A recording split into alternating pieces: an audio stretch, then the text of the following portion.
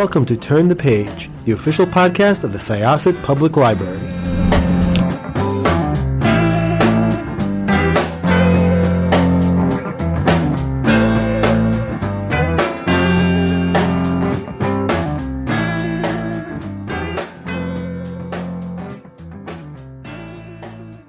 Hi, everybody. This is Evelyn Hershkowitz, Reader Services Librarian, Syosset Public Library, at the Turn the Page podcast.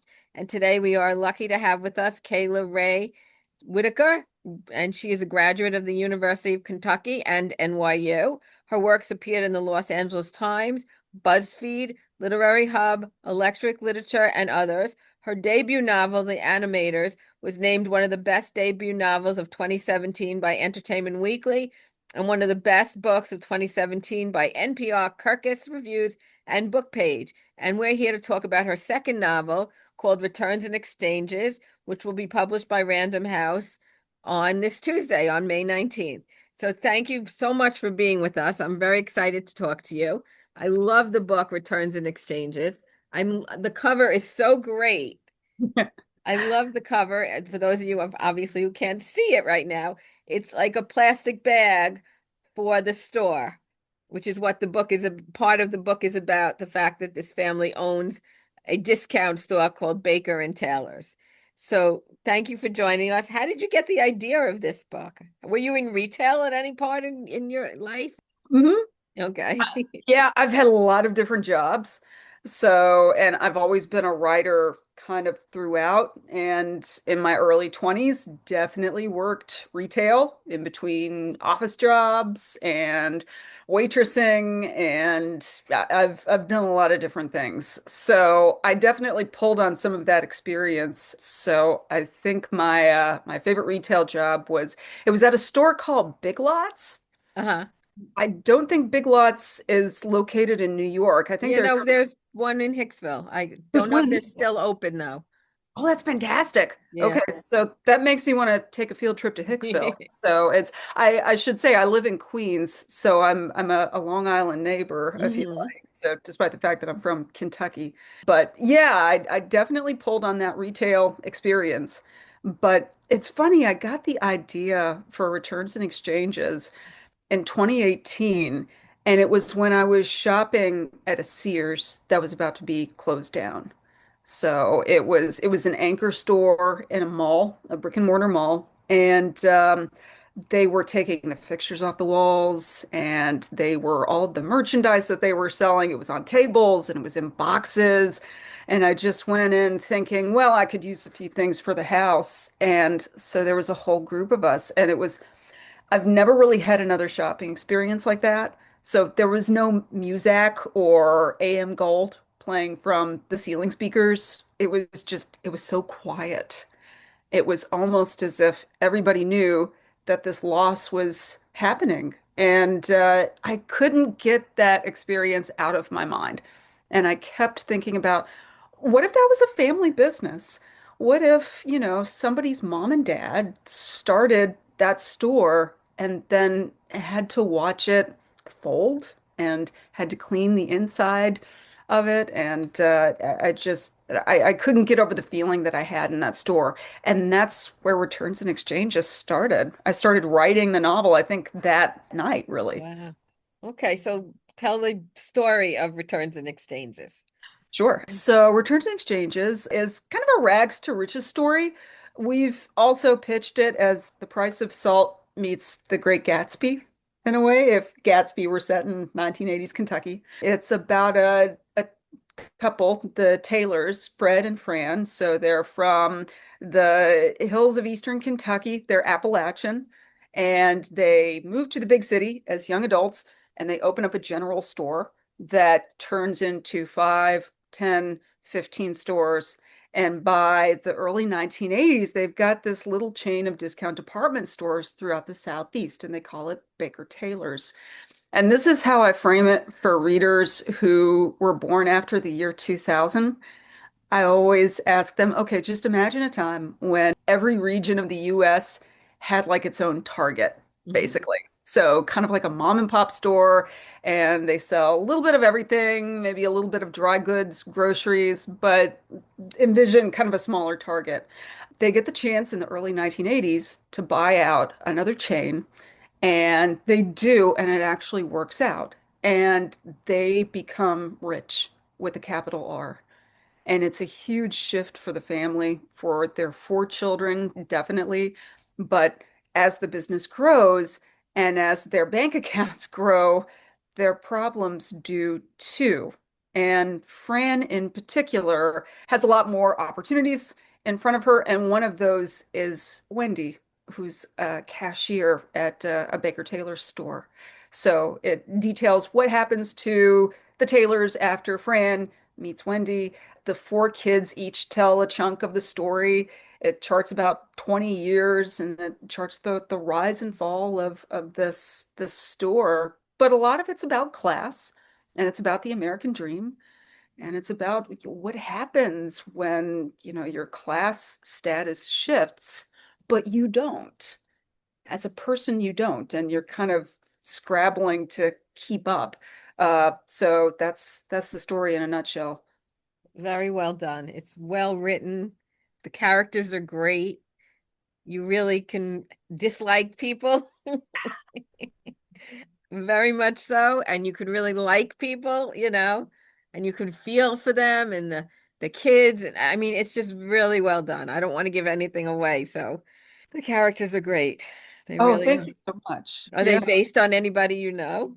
No, not really. So let's see. I both of these characters were born in the 30s. So they're, they would be, I guess, the greatest generation, or maybe the silent generation. So Fred and Fran are. They are based on a lot of people I knew who were around that age back home. Just really hardworking people who were enterprising, who just kept their head down. They were very steely.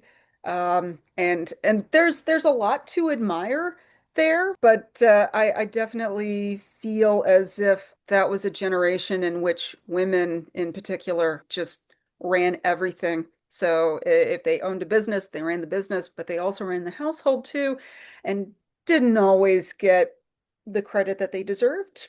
Right. Or Even the recognition or anything. Yeah. mission or even the financial reward of that kind of work. So I think a lot of it was based on that. Back then, women weren't even allowed to have credit cards in their own names.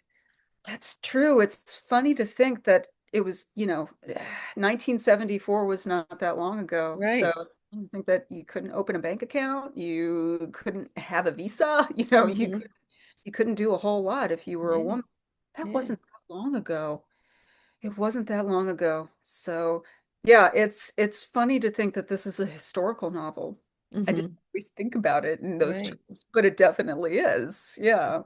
Did you So have to do research for this? I did a lot of research for it, yeah. So, and it was with my first book, The Animators, I did a lot of research for that as well because the two characters are these two women who are they're animators.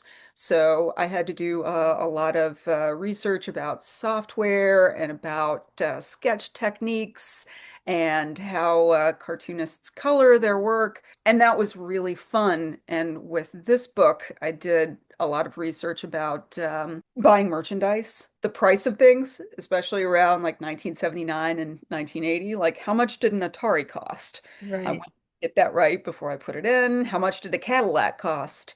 So did a lot of hunting down old floor plans for discount department stores. I'm trying to think for Long Island in the 80s and 90s. What were some of the big discount stores? Was Corvettes? Was that one? Corvettes was big. I used to go in the 70s and early 80s. I used to go and buy my records at Corvettes. Nice. TSS, Times Square stores, Okay. was very big. There was a John's Bargain store. I Okay. don't know how they were small. They weren't very big, but TSS and Corvettes were big. Klein's, there was a Klein's. Mhm. Klein's. Um, Yeah, but there's nothing like Target. No, no. So not these days. So I guess Yeah, that's the closest thing we've got, maybe. So yeah. a cross between Target and maybe Family Dollar. Hmm. Oh, yeah. I don't know if we have many Family Dollars around here. I don't know. I don't never shop there, but Okay. Yeah. Target is. I love Target. I Target's do the too. best. Yeah. I do too. Yeah. So and it's funny because I did a lot of research on kind of the history of shopping as a Okay. space. And I was always fascinated with the fact that department stores in New York, like Macy's in particular, around the turn of the century, one of their big draws was the fact that they had cafes for women.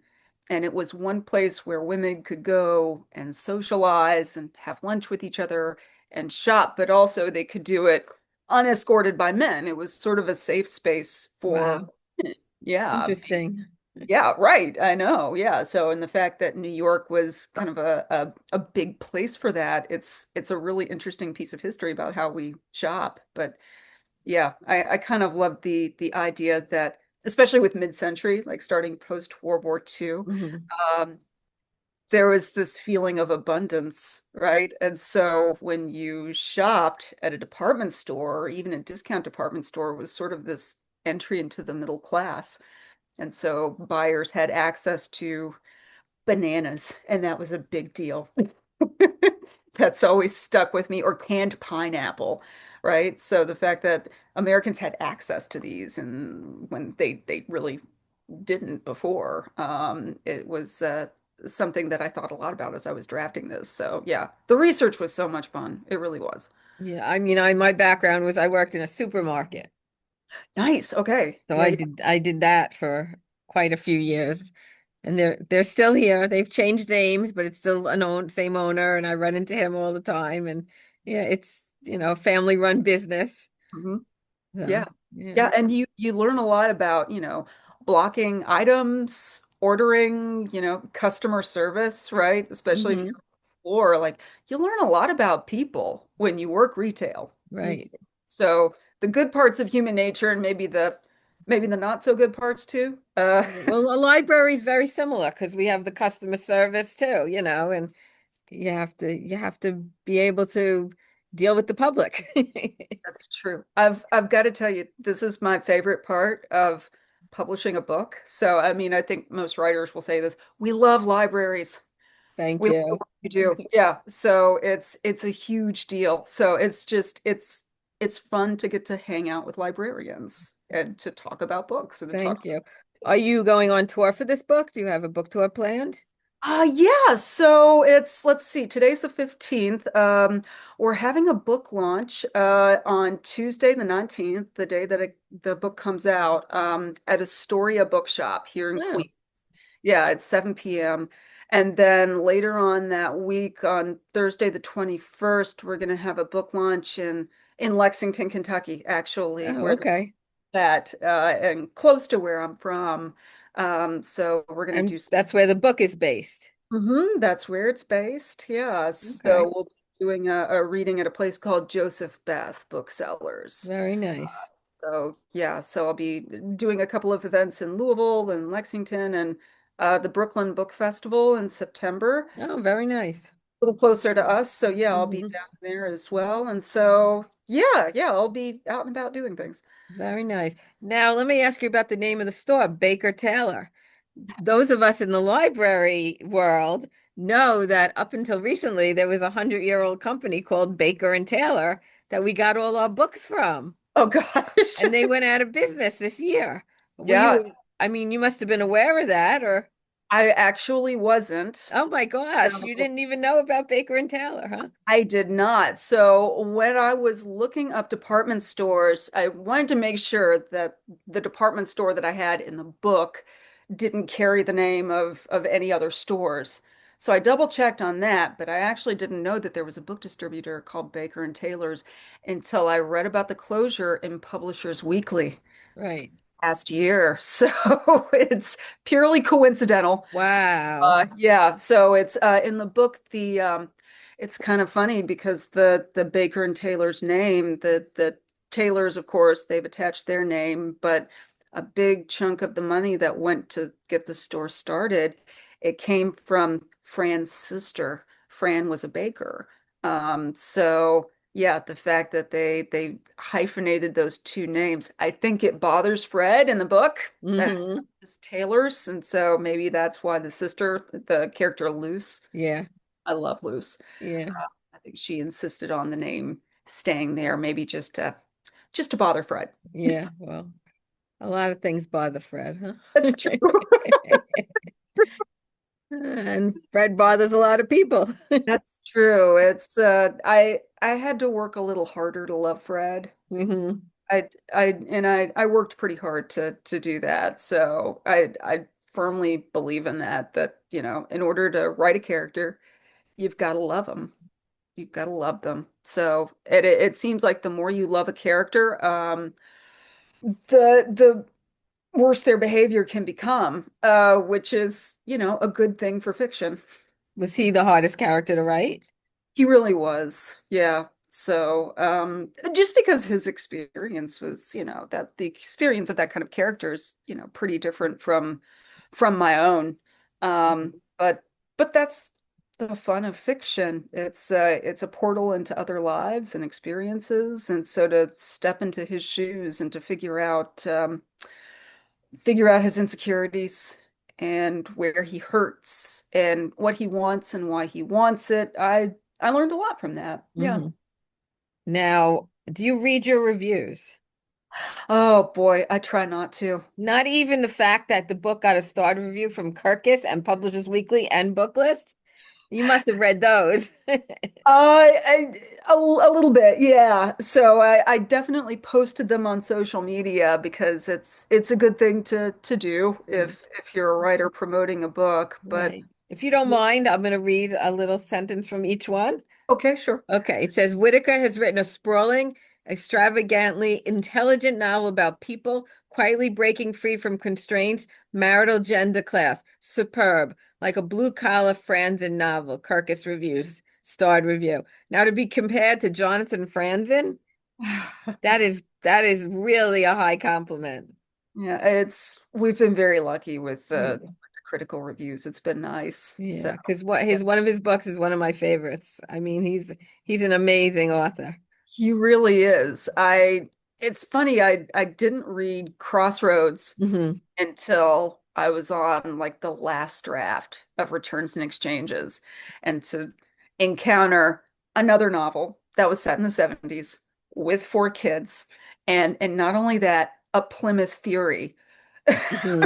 which Fran has in the novel. I read that and I just thought, oh, how do we end up with the same car model? Yeah. But that's I love his work and I love Crossroads. So Hmm. I can't wait for the follow-up. I think it's supposed to come later this I year. don't know. We keep looking. One of my librarian coworkers here loves him and keeps looking to see when the next one's coming out. So Can't wait. I'm really we excited. haven't been able to figure that out yet. Okay, so here's a Publisher's Weekly starred review. Whitaker expertly juggles the expansive cast of characters and elicits sympathy for all of them, even when they exhibit the worst parts of themselves. Returns and Exchanges is an open-hearted epic of the American dream and the bargain struck to achieve it. So that's wonderful. Also, that's Publishers Weekly. And now Book List, also a starred review. With engaging characters and immersive prose, Whitaker shows readers both an intimate family portrait and a lesson in the perils of greed. And by the book's thoughtful, softly bittersweet ending, a commentary on humanity's determination to make beauty despite society's rejection of it. Wonderful reviews. Now, I was on Goodreads also, and Goodreads is, the public, and they gave it, you have a total of 4.33 on Goodreads already, and the book hasn't even come out yet. So that's, so many five-star reviews. So Oh, many. thank you for saying that. Yeah, Yeah. it's So wonderful. thank Did you you for, did you for feel sharing. the same with the animators? Did it also have the same kind of response? Uh, I think so. I think we were lucky. It was a debut novel. Hmm. So it's interesting because it was 9 years ago. It was published in 2017, and the book landscape has changed Hmm. since then. And in some ways, the changes have been good. So I've found that, and this was true in 2017 as well, but the people who love books, they really, really love books. And it's almost as if, okay, so there are fewer critical reviews, there are fewer places like the Washington Post, Book Right. World, so completely gone now. But it's almost as if when there is an absence or a loss like that, people step up. And this is great. There are more podcasts. Hmm. So there are people who are kind of picking up that burden and saying, I want to talk about something I love. I want to talk about books. I want to, connect with people about books. So let's do this. And so having these conversations is really lovely. It's a testament to the fact that books will survive. Reading will survive. So that's heartening. Also, with social media, there are so many book talkers and book reviewers. I mean, it's all over the place. I mean, there were so many people. I mean, when I Googled your name, I came up with somebody that I've never seen before. And I was so happy. I forget what it is. I have it on a paper upstairs. I don't, oh no, here it is. Book Gang, it's called. I never heard of them before. And she was raving about your book. And I'm like, and then she had a whole list of all these other books that are coming out this summer. And I'm like, wow, this is so nice that I found somebody new to follow. So I was Yeah. Oh, happy they're about that. wonderful. That's right. Yeah. Booking. Yeah, they're great. Yeah, So. she loved your book. She was, had such nice things to say about it. So that's really good. What about audiobooks? Are you an audiobook person? Do you listen or? So, not as much. And it's probably because I live in Queens. So when I moved to New York, I got rid of my car. So I take public transit, and my train time is like my reading time. So that's kind of my poison. I have a Kindle. Okay, Uh, if I were a driver, I would probably consume more audiobooks. But right. I have some friends who swear by audiobooks. They love them. They put away a couple a week. And so I'm able to kind of, you know, hear from them like what selection they really love, what voice actors they really love. And we got a really wonderful voice actor. Yep, I was listening. Amanda Stribling. Yeah, she's wonderful. Yeah, she has all the accents down and Yeah, yeah. So she's awesome. So we got really lucky with the Returns and Exchanges audiobook. Mhm. So she does a fabulous job. Yeah, yeah. I'm doing both. I'm reading and I'm listening. So I get Nice. the best of both. Where I do that with almost every book. Yeah. That's fantastic. Okay, Yeah. so you both read it and then you I listen do to it. both. I like in the car I listen. That's And any other time when I can, I read. I either read in the actual book or I read digitally. I do it all, and I don't even have a favorite. I just love them all. So, that's fantastic. So I'm yeah. sure when you listen to the audiobook, there are probably certain words, like certain diction that kind of stands out to you more by ear than Hmm. maybe visual experience. Do you find that you kind of discover new things in listening to it? Yeah. Oh no, it's a different experience, the reading and the listening, but I love them both. I mean, I don't have a large commute at all. I literally live 5 minutes from the library. But even in that 5 minutes, if I could get one chapter in, I'm happy. Nice. All Yeah. right. Yeah. Yeah. So, So, well, you'll have to let me know if you have any. I think I'll be doing some driving this summer. So if you have okay. audiobook recs, I'd love to hear them. Okay, no problem. If you want, you can follow me on Goodreads. Okay. Hey. All right. Will do. Follow me on Goodreads and I'll follow you back and Okay. Yeah. you'll see everything I've been reading and whether it's but the problem is because I do read and listen, sometimes I put it as an audiobook, sometimes I put it as a print book. So because I basically do both and a lot of books. I don't particularly like to listen to heavy romance books though. I only like to read the rom-coms that have like the spice in it.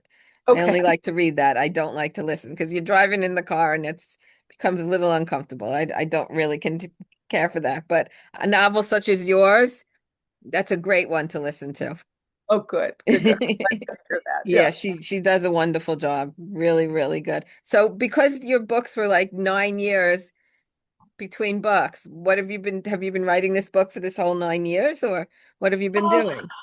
yeah. Yeah. So this one it took some time to figure out the structure of it. So, and this book went through a lot of iterations. It's interesting that early on, I actually tried the structure that the book carries right now. So you have Fred and Fran's perspective, and then you have brief perspectives from the four kids. We scrapped that, and for a while we were working with a version that had Fran's voice and Wendy's voice. And Oh, it was just those two kind of going back and forth. And then in the end, we went back to the whole family, all four kids, both Taylors, telling the story. So I think that happens sometimes if it's a larger book. And this is a pretty beefy book. It's what, 420 something odd pages. it's that long? Wow. It's pretty It's big. so good that you don't even realize it's long. I mean, it's Say. fabulous. Yeah, you got it. 416. Yeah, and I tried to cut that down. I really did, but I think by nature, it's one of it's a bigger book. It's one that invites you in to stay a while. So I think that was part of the drafting. So and I also my day job, I'm a high school English teacher. Oh, are you? Yep. So in between grading papers and lesson planning and doing everything that teachers do, which is a lot. I was writing this book, so I'm sure that added a little bit of time to it as well. Wow. Yeah. And are your students aware that you're a published author? Some of them are, yeah. So there are a few. So and there are some who don't, and that's okay. So, when I'm at school, I'm wearing my teacher hat, and so Hmm. don't really talk about my work as much. But sometimes it does come up just because, I teach English. And so writing is a big part of Of what, course. yeah. So, and I think that I write because it's fun. I think most writers do. It's the same reason that we read. We Right. read for fun because it's a pleasurable way to spend our time. And that's what I really want for my students. I want them to find joy in writing. Hmm. And so I think about that when I'm coming up with assignments and, trying to do creative things that get them to write because it's fun, because it's a good way to figure out the world and to problem solve. So I think the two jobs kind of feed off of each other. Well, if I had you as a teacher, I'd be so excited to have a published author as a teacher. I mean, I think that's amazing. We have a good time in class. It's a Yeah. lot of fun. What grades do So, you teach? 10th, 11th, and 12th. Oh, okay. Very Yeah. nice. Yeah. Wow. So, and in fact, we're actually reading Gatsby right now. So Oh, okay. it fits right in. Yeah. Would you ever have them read your book? No, I don't think it's entirely appropriate for high school kids. Okay. So maybe when they graduate, they can pick it Hmm. Wow, that's exciting. When is the school year over?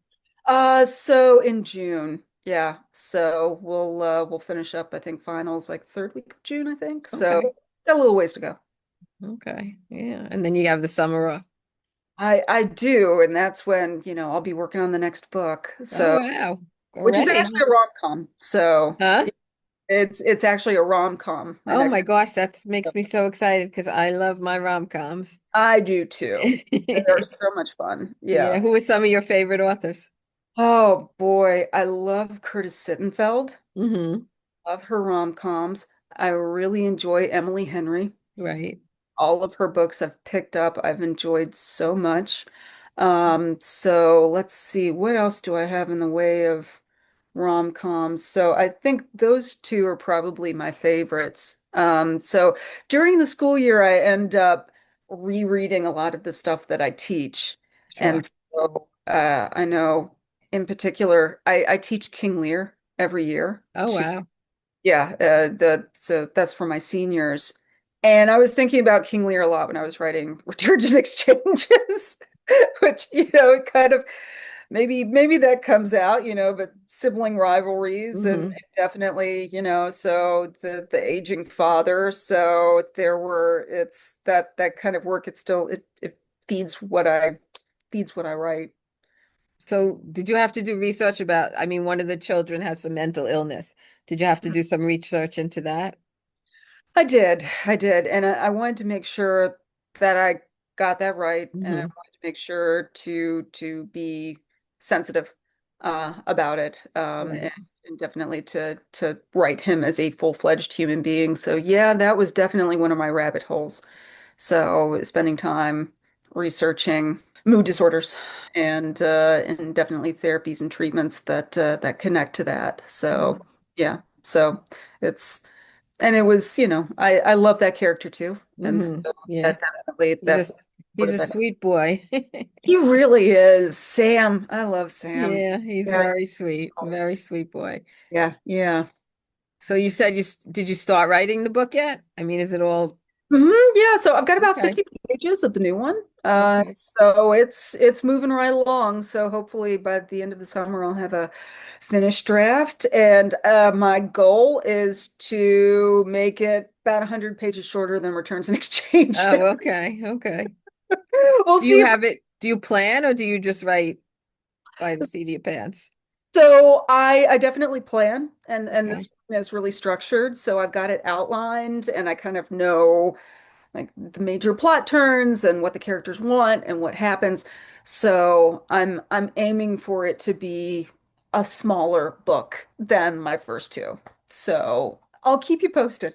That would be great. I would really appreciate that. Where does it take place?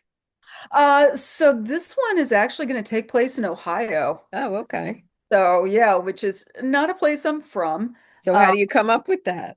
Yeah, so I visited Central Ohio. So I have friends who live there. And it's I don't know. It's I'm from Kentucky and Ohio is always our neighbor to the north, but it has this very distinctive culture and very distinctive feel in the same way that Long Island seems to Hmm. have like a very distinctive culture and feel like even distinct from say Queens, which is, Right, right. its neighbor. So I think that's something I'll always be interested in is just, Yeah. how communities function so how they express themselves and what it's like to be part of a fabric of a certain community. Yeah. I think even Nassau and Suffolk have different feels. That's what I've heard. Yeah. Yeah. Yeah. So I mean, I Long Island is large. It's a large area, so yeah, that's true. So I live so close to the LIRR. I need to come out to Long Island and to yeah, do we would love to have you. That would be wonderful. that would be great. Yeah, We I'd will. be happy to come out anytime. We're neighbors. That would be great. Oh, Okay, I think we're going to run out of time soon, so I'm just going to wrap this up. I really appreciate it. Thank you so much, Kayla, for speaking with us.